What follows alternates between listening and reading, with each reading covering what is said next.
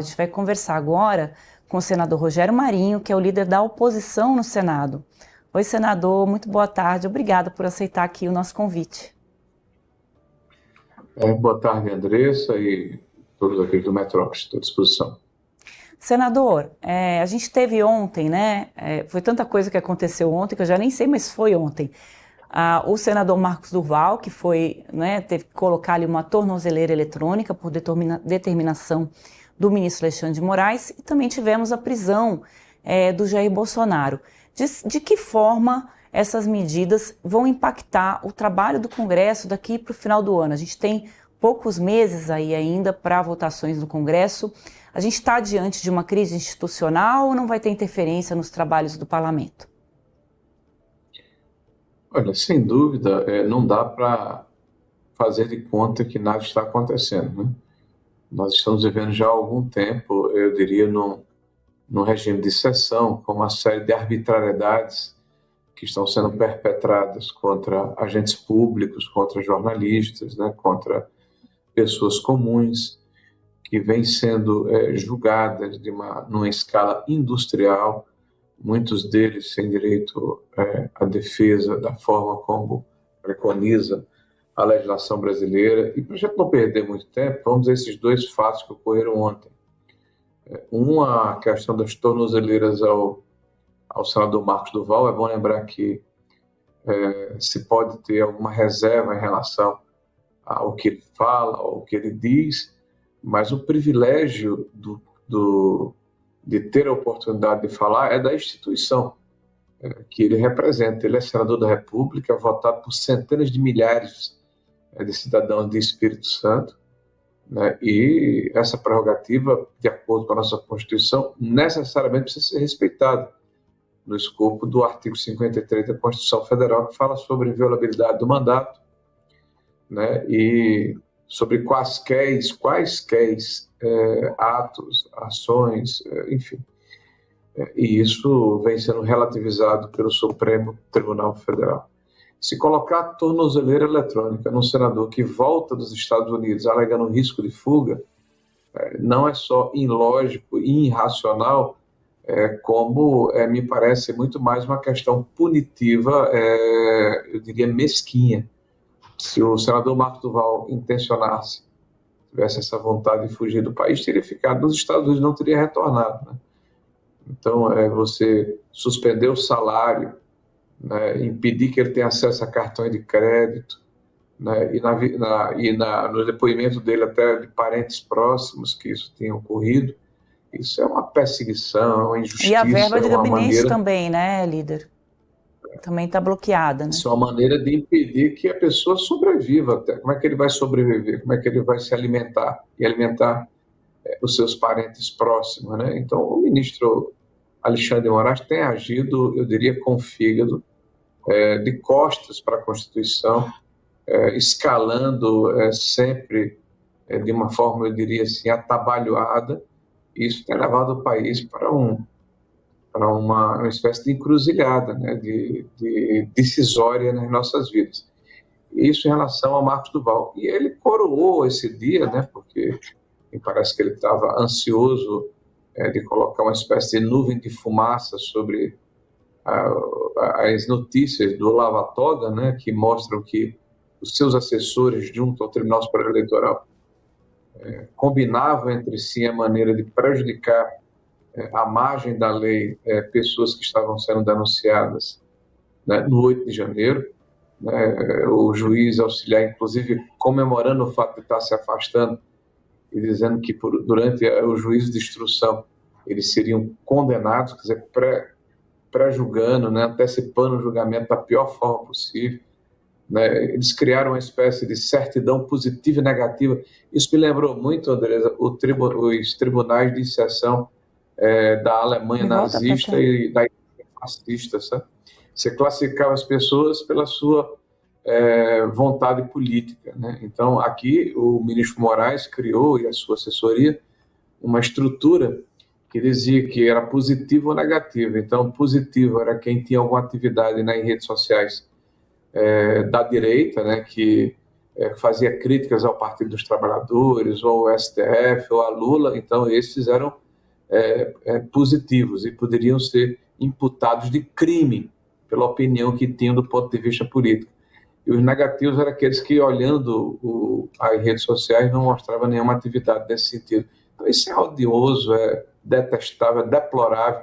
Isso mostra as entranhas do Poder Judiciário da pior forma, né? Não há justificativa para o que aconteceu no Brasil. Isso compusca, mancha, macula, né, todo o processo de instrução, né, das ações de 8 de janeiro, porque mostra que nós temos um juiz que era vítima, que continua com sangue nos olhos, né, com vontade, evidentemente, de se vingar dessas pessoas, né, de uma forma inquisitorial, né, à margem da legislação, né, e eu quero aqui aproveitar e fazer um parêntese, né, nós assistimos nos últimos 3 anos, vou falar apenas de 2 declarações, uma da Carmen Lúcia, né, dizendo que a censura é odiosa, mas ela faria só daquela vez, né, por ocasião das eleições de 2022, né?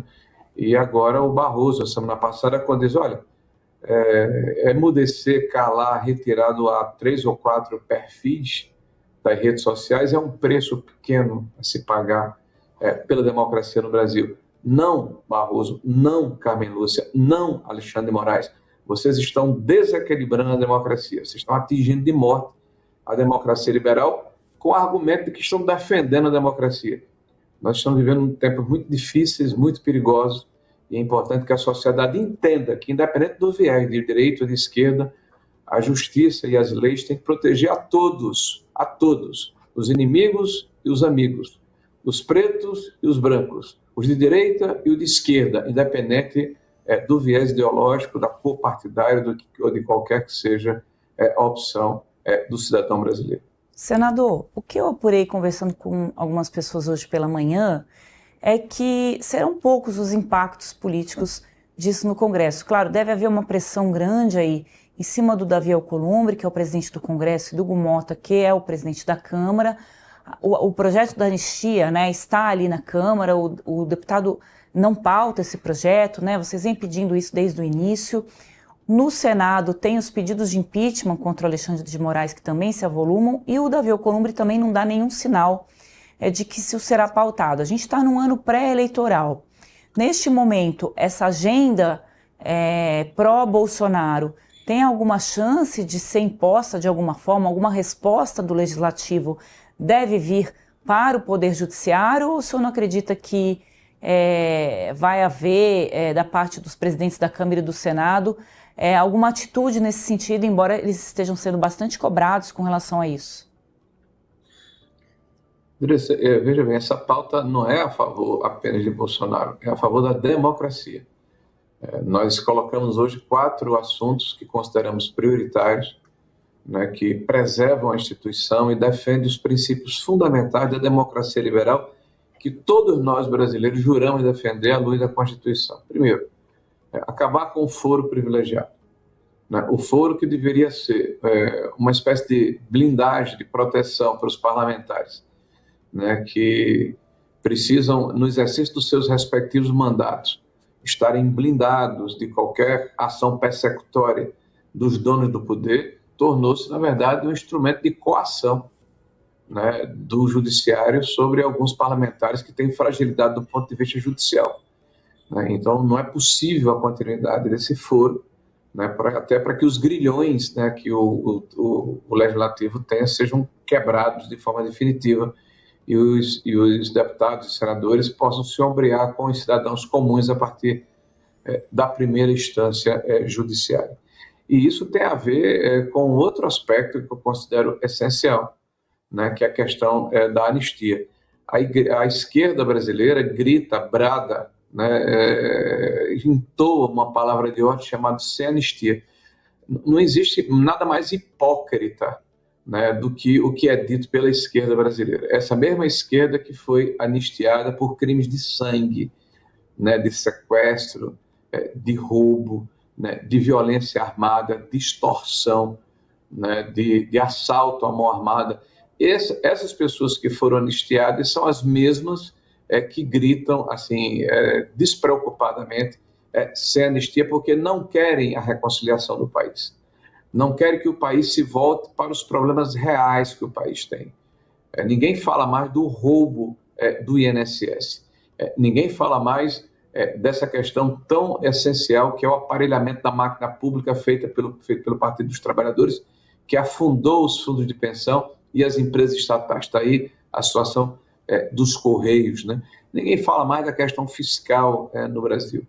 Né? Um governo perdulário, populista, temerário, irresponsável, que gasta como se não houvesse amanhã e cria um aumento enorme da nossa dívida pública em função dos déficits gerados, porque este governo não tem projeto de país, tem projeto de se perpetuar no poder e está deixando um enorme prejuízo agora e para as futuras gerações. Né?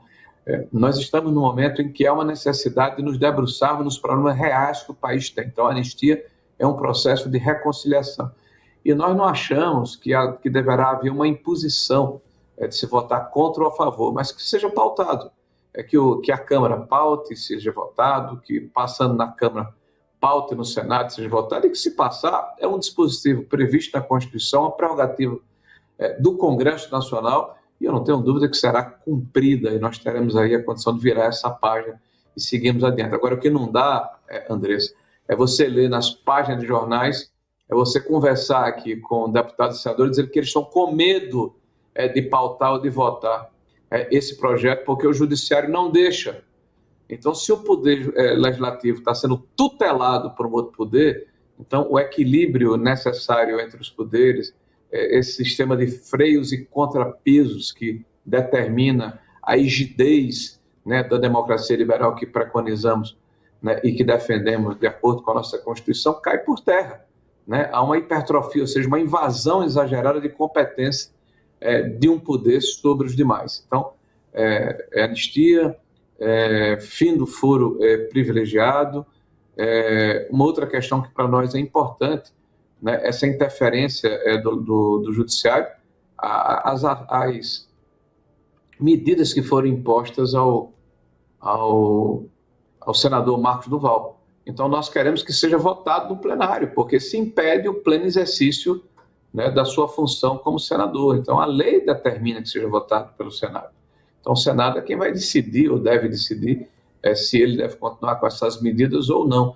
E, por fim, a abertura do processo de impedimento, de impeachment, né, do ministro Alexandre de Moraes por crime de responsabilidade.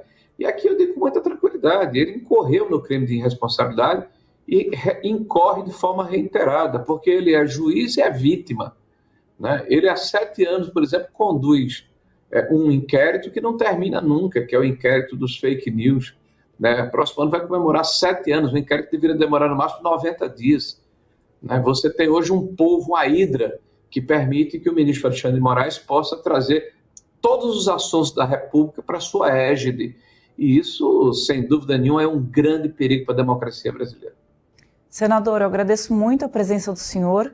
Fica aberto aqui o convite para sempre que o senhor possa participar aqui com a gente para poder analisar um pouquinho os fatos aí da política. Uma boa tarde para o senhor. Obrigado a você.